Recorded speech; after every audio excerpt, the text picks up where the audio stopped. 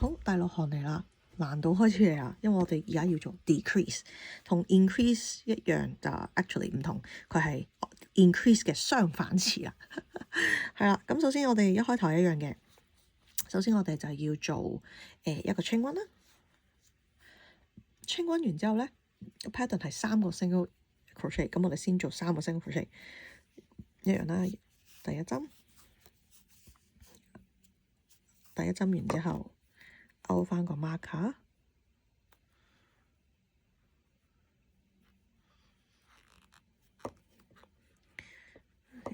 勾翻個 marker 勾好啲。好，勾翻 marker 之後咧，繼續咯喎，第2針、第3針。OK， 第3針完咗之後咧，就到難度嘅地方，就係 decrease 啊。咁呢一個 pattern 咧就係3個 single crochet 加一個 decrease， 一個 decrease 為1針，4針為一個 pattern 乘3，所以就 total 12針啦。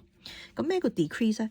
嗱 increase 就係一個 base 上面起2層樓就叫 increase 嘛。咁 decrease 就係2個 base 上面夾埋一齊起1層樓就叫 decrease 啊，即係2 into 1就係 decrease 啊。咁 decrease 有好多方法做嘅。咁呢一個 pattern 咧係會做一個叫做 invisible decrease 嘅方式。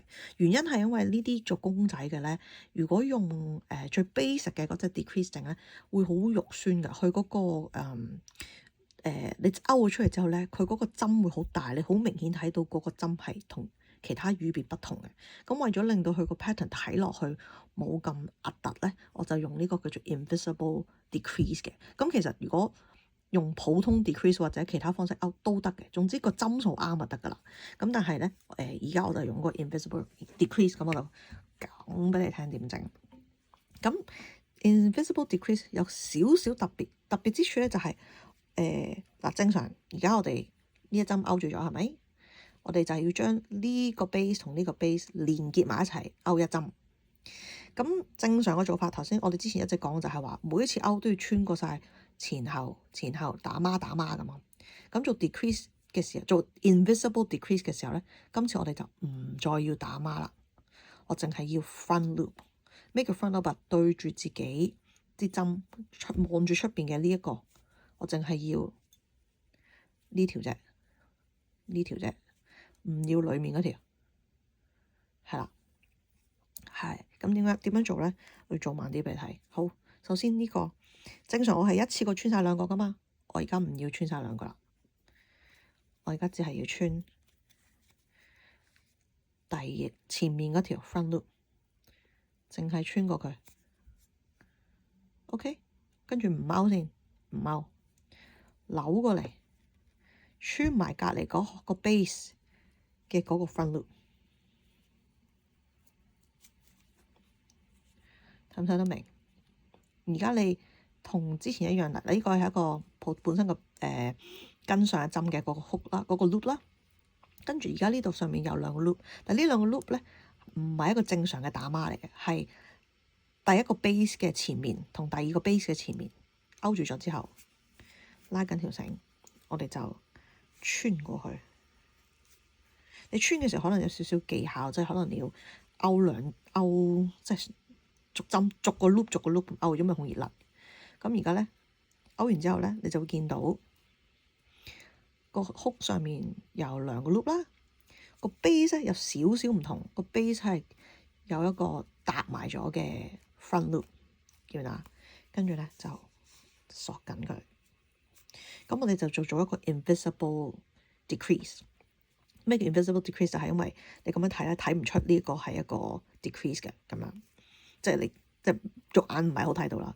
咁但係你數嘅時候咧，我哋個 base 其實已經用咗5個 base 嘅窿噶啦，但係實質上我哋只係做咗4針，第一針、第2針、第3針、第4針。咁呢個就為一個 loop，我哋就做3個 repeat。sorry， 呢個為一個 repeat，我哋就做3個 repeat 啦。跟住就到下一個。咁下一個針好緊要，你要 make sure 睇清楚你落針嘅位。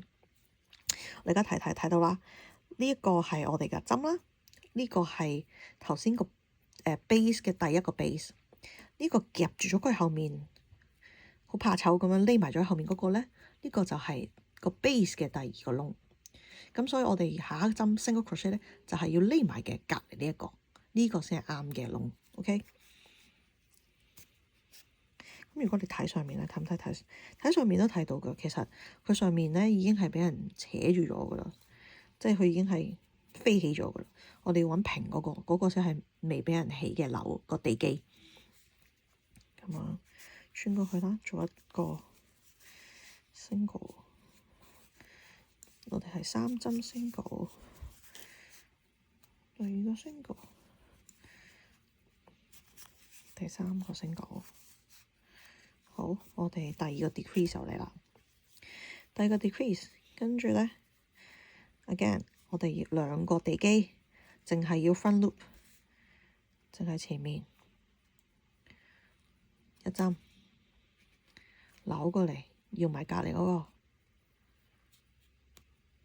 一針，咁樣，見到？跟住拉實條繩，扯過去，穿過嗰兩個 loop， 形成咗一個base， 再加個怕醜嘅 base， 跟住就穿過去，形成咗第二個 decrease。咁而家我手頭上應該係有8針嘅，咁係1、2、3、4、5、6、7、8。好，繼續落。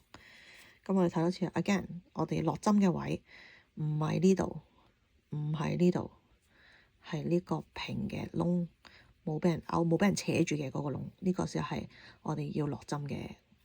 咁我其實有個方法嘅，如果你唔係好睇得到究竟邊一個位落針咧，我平時嘅做法就係未做 decrease 之前，我拆咗呢一針啊，俾你睇。而家係未做 decrease 嘅，拆咗之後未做 decrease。未做 decrease 之前，你知道呢個窿我要做 decrease。咁即係話做完 decrease 之後咧，呢一個位就係我之後 single crochet 要落嘅個針啊，係咪？咁我可以用一個 marker mark 住佢。咁我就好清楚知道呢一針係我完成咗 decrease 之後我要做噶啦。咁所以我而家頭先拆咗 decrease 嘛，所以我而家要再嚟做多次 front loop， 勾過隔離 front loop，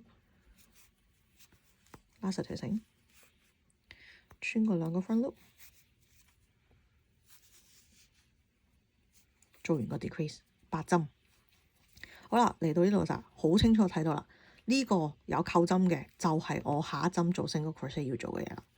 咁我就可以拆咗佢咯。咁呢個對於唔係好識睇究竟我喺邊個位落針嘅人咧，marker 其實係一個幾好嘅方法嚟嘅。除咗佢，咁我就知呢個係一個 single 啦。因為 decrease 係難睇過 increase 好多啊，好容易就勾錯咗針啦。哎呀 ，single 1。single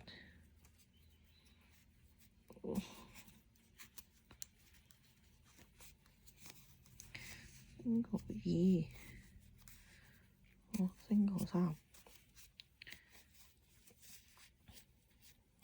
3，single 3之後，我又要做 decrease 啦。咁又係啦，我知道呢一針同呢一針要連埋，咁即係話呢一針我係會要，如果我要做嘅話，呢個位就係咪啊？但係 actually 而家呢個 decrease 係最尾，已經係尾啦，我唔使再做到第13針，咁所以唔使 out mark 啦。咁我就做一個 decrease front loop， 跟住 decrease 第二個隔離個針。係啊，因為通常做呢啲公仔咧，一定要整得好緊啊，所以都有時用下手指甲幫我下手。咁你見到啦，3個 loop， 穿過頭兩個，有一個 base， 有個怕醜嘅 base， 跟住就咁而家我應該係有個12針嘅，咁就可以數一數先。1、2、3、4、5、6、7、8、9、10、11、12，啱啦，唔計我 hook 嗰幾針，12針。跟住我哋就做一個 slip stitch， 又係啦，手指公撳住嗰個位，手指公撳住嗰個位，穿住佢。